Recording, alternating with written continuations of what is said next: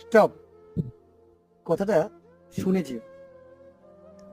যাকে তুমি অনেক অনেক ভালোবাসায় ভরিয়ে দিয়েছো, যে মানুষটার সুখে দুঃখে সব সময় পাশে থেকেছো, কিংবা যে মানুষগুলোর বিপদে তুমি সব সময় থেকেছো, হঠাৎ করে তুমি শুনলে যে সে মানুষটা তোমার সাথে বেইমানি করেছে, তোমাকে খুব ছোট করেছে।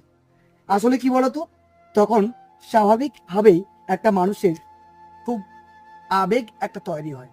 আর সেই আবেগটা হচ্ছে প্রতিশোধ নেওয়া। সেটা হতে পারে কোনো ভালো বন্ধুত্বের রিলেশন, হতে পারে কোনো আদার্স রিলেশন।